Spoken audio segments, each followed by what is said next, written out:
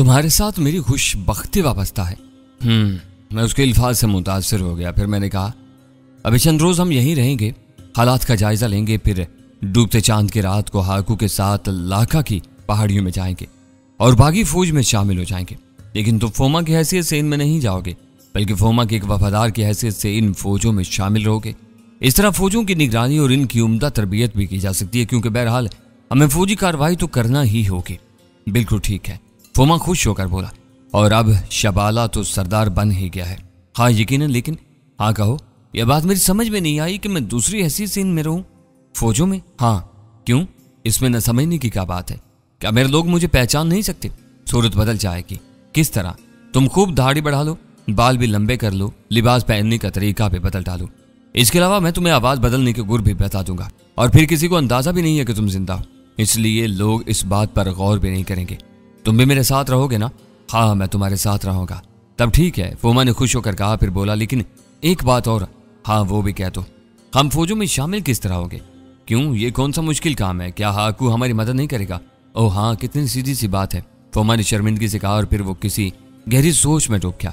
नींद मुझे नहीं आ रही थी, मेरा जहन भी इन्हीं ख्यालात में डूबा हुआ था, और मैं महसूस कर रहा था कि फोमा भी जाग रहा है। जाहिर है उसकी नींदें तो उड़नी ही चाहिए थी। थोड़ी देर के बाद मैंने उसे मुखातिब किया, फोमा अरे तुम जाग रहे हो सबूता? हाँ मुझे भी नींद नहीं आ रही, मैं महसूस कर रहा हूँ, लेकिन तुम क्यों नहीं सोए? बस इन हालात पर गौर कर रहा हूँ। मैं भी। क्या सोच रहे हो तुम? तुमसे झूठ नहीं बोल रहा। रात होती है तो औरत का तस्वुर जहन में उभर आता है। मेरी 5 बीवियां हैं, सबकी सब मुझे चाहती थी, और मैं नामा को। ओह, और अब भी मैं इसी के बारे में सोच रहा था। क्या सोच रहे थे? यही कि नामा की मोहब्बत गद्दारी में किस तरह बदल गई। ये तो जाहिर हो गया मुझे जहर उसी ने दिया, लेकिन क्यों? वो तो मुझे बहुत चाहती थी। अब इस बारे में फैसला मत करो फोमा। क्यों, क्या मतलब? तुम जानते हो तुम्हारे मुकाबले में जरदरूल लोगों की जहानत काम कर रही है। हाँ मुमकिन है नामा को भी ये बात मालूम ना हो कि शराब में जहर है। मैंने कहा और फोमा उठकर बैठ गया। उसके चेहरे पर अजीब से तासुरात नजर आने लगे थे, और फटी फटी आंखों से मुझे देख रहा था। फिर वो आहिस्ता से बुड़बड़ाया, हाँ ये मुमकिन है, नामा से मिलने के बाद ही ये फैसला हो सकता है। ठीक कहते हो, चुनाचे इस वक्त तक के लिए ये बात ज़हन से निकाल दो। मैं इसे बहुत चाहता हूँ सबूता, यकीनन चाहते हो। एक बात बताओ सबूता, क्या तुमने कभी मोहब्बत नहीं की? क्या तुम्हारी एक भी बीवी नहीं है? क्या तुम्हें औरतों से कोई दिलचस्पी नहीं है? क्यों, यह अंदाजा तुमने किस तरह लगाया? तुमने आज तक किसी औरत का जिक्र नहीं किया। किस किस का जिक्र करूं? मैंने आहिस्ता से कहा। क्या मतलब? क्या तुम्हारी बहुत सी बीवियां हैं? है नहीं थी, मैंने जवाब दिया। ओहो, कहाँ चली गई? क्यों छोड़ दिया तुमने उन्हें? बस वो खुद ही मुझे छोड़ती नहीं। आखिर क्यों? तुम तो हैरतअंगेज़ इंसान हो, इस कदर खूबसूरत हो कि कोई औरत तुम्हें नजरअंदाज नहीं कर सकती। बस आमतौर से मेरी बीवियां मर जाती हैं। मुझे बीवियों की याद मत दिलाओ, वरना मेरी नींद खराब हो जाएगी। अब सो जाओ। ठीक है, जैसे तुम्हारी मर्जी, तो उसने जवाब दिया, और फिर वो सोने की कोशिश करने लगा। फोमा अपनी इस कोशिश में कहाँ तक कामयाब हुआ इस बारे में मुझे तो मालूम नहीं। हाँ मैं आराम की नींद सो गया था, और इस वक्त तक सोता रहा जब तक सूरज खूब नहीं निकल आया। आंख खुली तो फोमा मेरे नजदीक मौजूद नहीं था। काफी देर के बाद वो वापस आ मुझे देखकर मुस्कुराने लगा। कहाँ चले गए थे फोमा? मैंने पूछा। इबादत करने। आज तवील अरसे के बाद जिंदगी का एहसास हुआ है। क्या मतलब? इबादत ना करो तो रूह प्यासी रहती है। तुम इबादत करने कहाँ गए थे? अफसोस मैं दूसरों की मदद खुले मैदान में तो ना जा सका, लेकिन मकान की छत से सूरज देवता के तुलू होने का मंजर साफ नजर आता है। हाकू तुम्हारे साथ था? हाँ, उसने भी मेरे साथ ही इबादत की थी। अब वो कहाँ गया?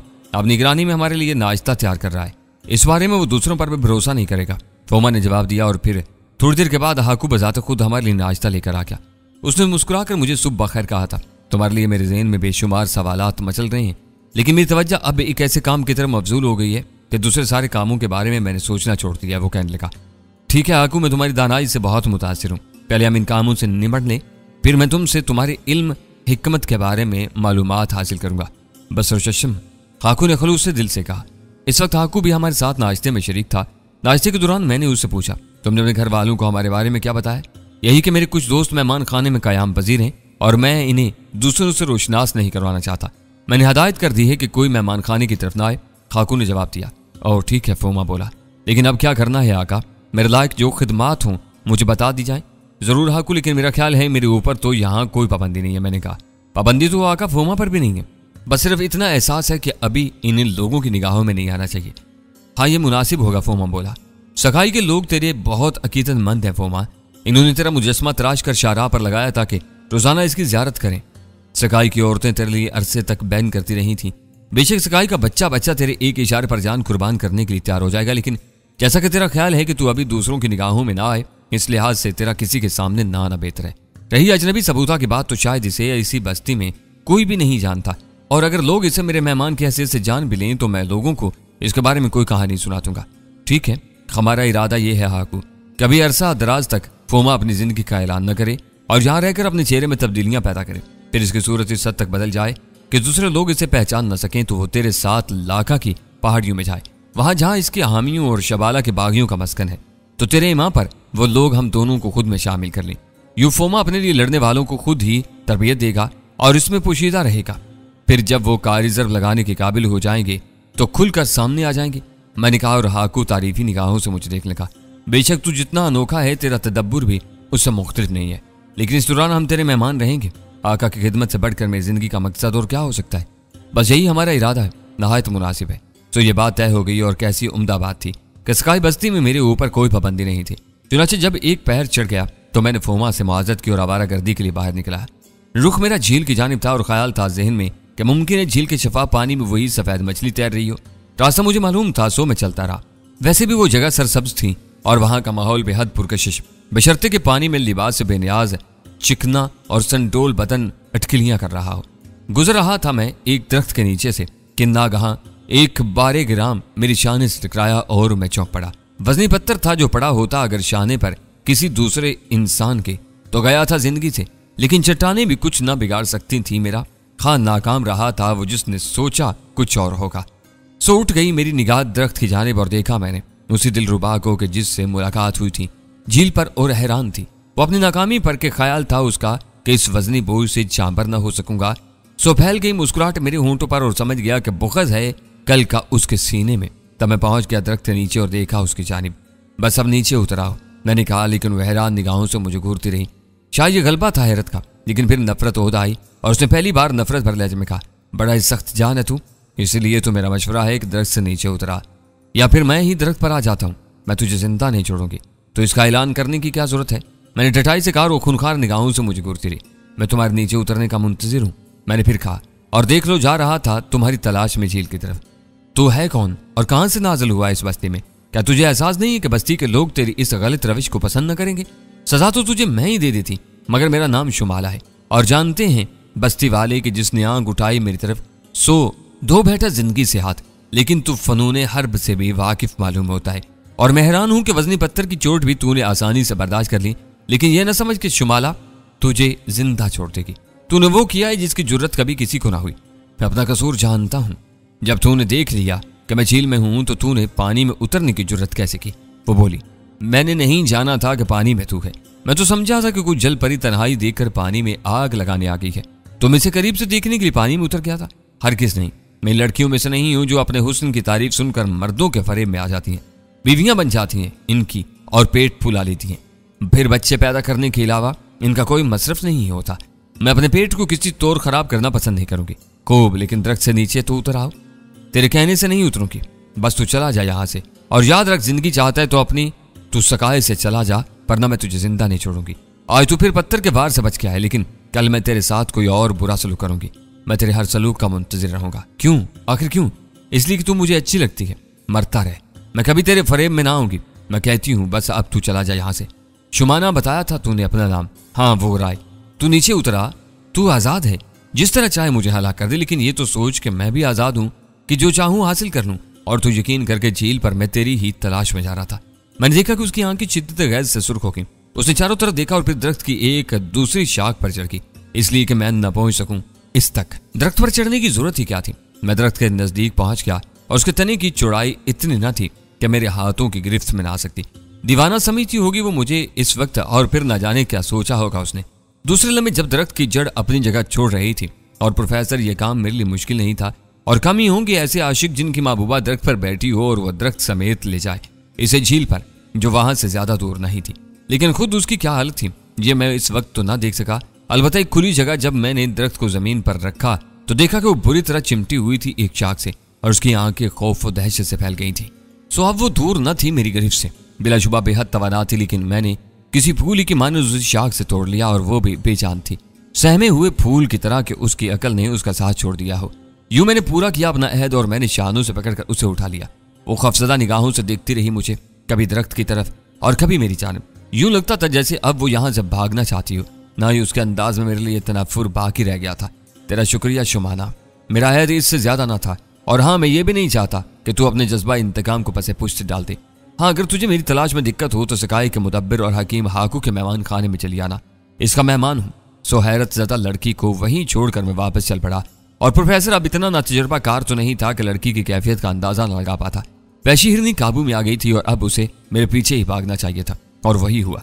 दूसरी शाम थी कि हाकू मेरे कमरे में आया और मेरी तरफ रुक करके बोला, जो हुलिया उसने बताया है तुम्हारे अलावा किसी का नहीं हो सकता। सो क्या तुम उससे मुलाकात करोगे सबूता? अरे कौन है, क्या बात है? सकाई की भूखी शेरनी, दारका की बेटी शुमाना, हाकू ने जवाब दिया। ओह, मैं खड़ा हो गया। क्या वो आई है? हाँ, हाकू ने जवाब दिया। कहाँ है? बाहर है। टालने की इंतहाई कोशिशों के बावजूद उसे नहीं टाल सका, और फिर वैसे भी खतरनाक लड़की है। अब तक 5 अफराद को कत्ल कर चुकी है। कौन है जो उससे नहीं डरता? मैं भी इनमें शामिल हूँ। आओ, मैं इससे मिलूंगा। वो तुम्हारे पीछे लग कैसे गई? बस कोई खास बात नहीं है, यूं ही जान पहचान हो गई है। जान पहचान? तुमने गलत किया है सबूता। उस काबिल नहीं है कि उससे किसी किस्म की जान पहचान पैदा की जाए। बहरहाल अब तो उससे मिलना ही पड़ेगा, लेकिन पूरी होशियारी के साथ। तुम फिक्र न करो, आओ, मैंने कहा, और हाकू मेरे साथ ही चल पड़ा। रास्ते में मैंने उसे पूछा, तुम मुझे उसके बारे में कुछ तो बताओ। बस वो सकाई की बेटी है। दारका ने आतिश फशा में कूद कर बस्ती को देवताओं के अताब से बचाया था, और इस वक्त उस लड़की के सिवा उसका दुनिया में कोई ना था।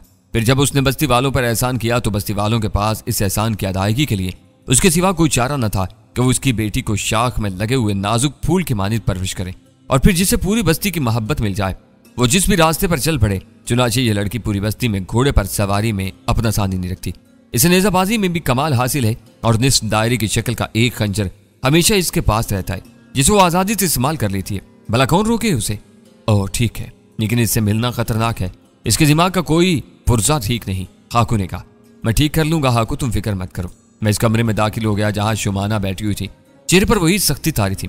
मैं उसे देखकर मुस्कुराया और जवाब में वो मुझे खूनी निगाहों से घूरने लगी, लेकिन फिर उसके चेहरे में तब्दीली पैदा हुई और वो मुस्कुरा दी। लेकिन इसी वक्त हाकू भी अंदर दाखिल हो गया, और जो मुस्कुराहट वो न जाने किस तरह खींच खांच कर लाई थी वो काफूर हो गई।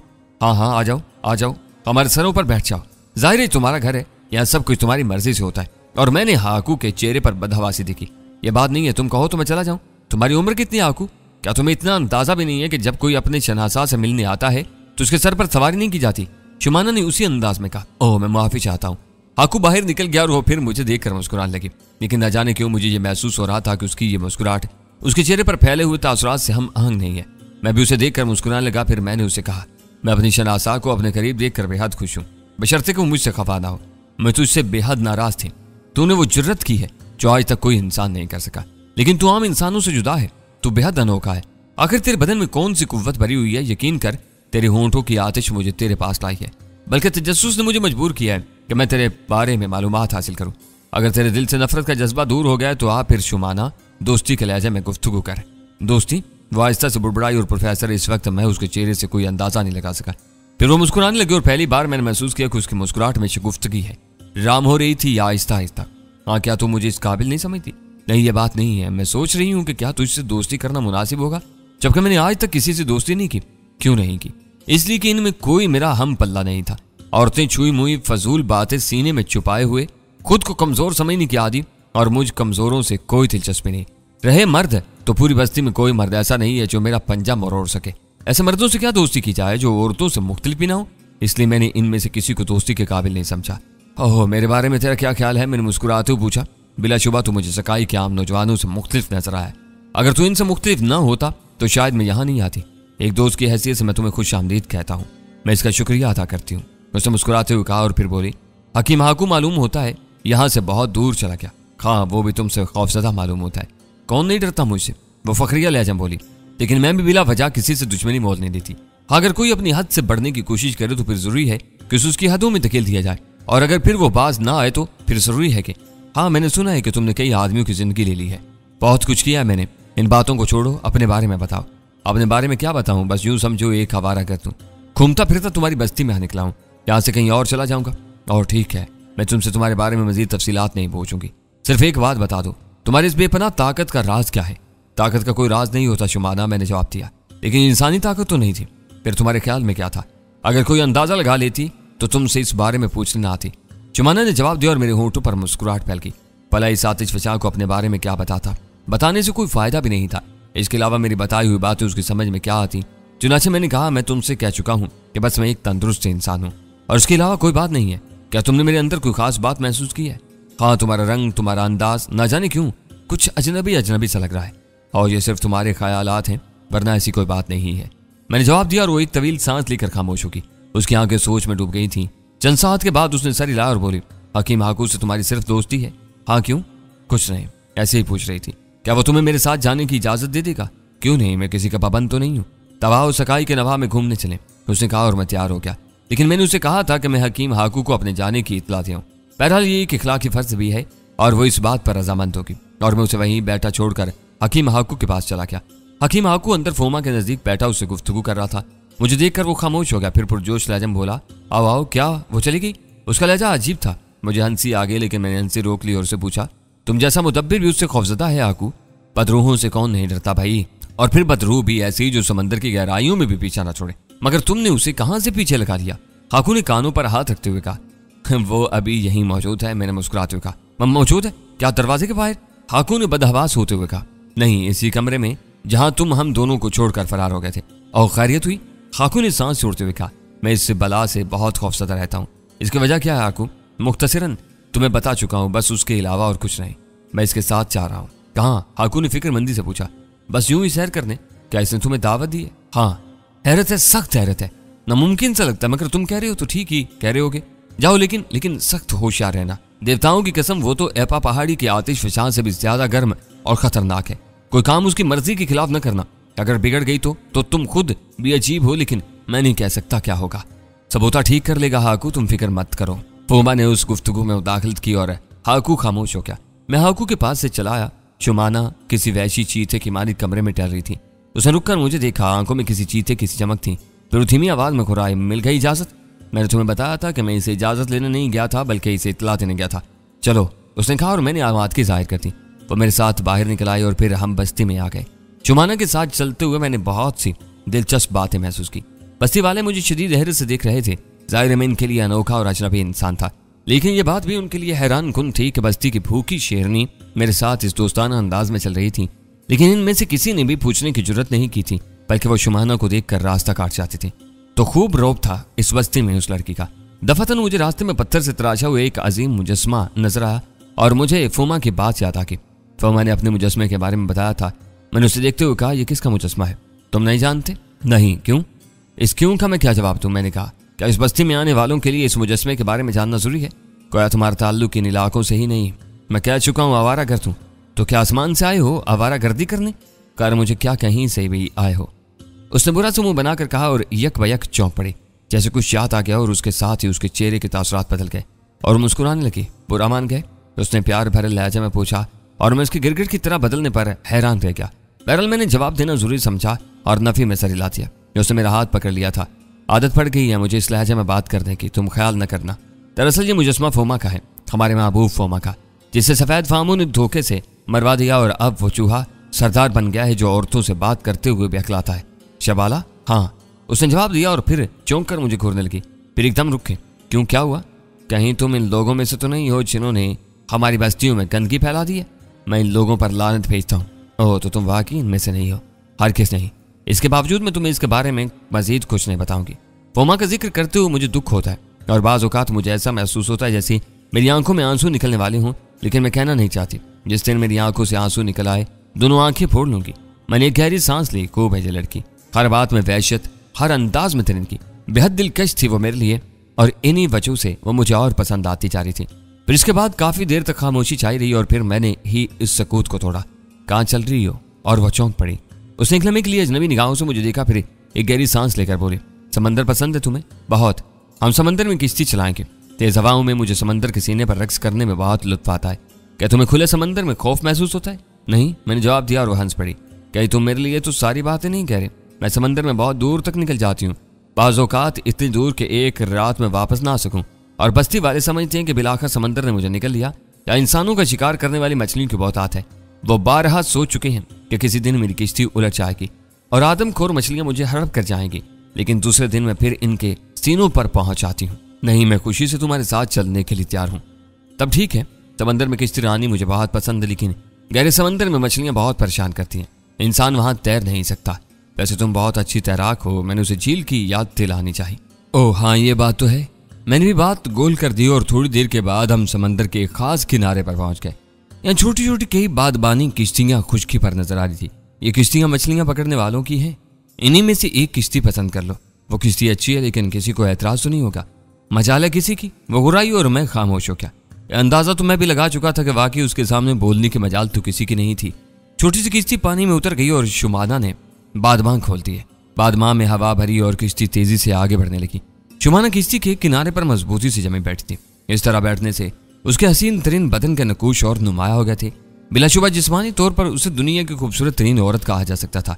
और फिर उसका खूबसूरत रंग, जानदार चेहरा, लंबे लंबे बाल जो हवा में उड़कर बेहद हसीन लग रहे थे। जो की निगाह के लिए बहुत कुछ था। मैं इस छोटी सी किश्ती के दूसरे किनारे पर बैठकर उसके हुस्न के नजारे कर रहा था। समंदर की खुनक हवाएं बदन को फरहत बख्श रही थी। मैं उसकी कैफियत का अंदाजा लगाने की कोशिश भी कर रहा था, लेकिन अजीब लड़की थी। उसके चेहरे से उसके दिल के जज्बात का कोई अंदाजा नहीं हो रहा था।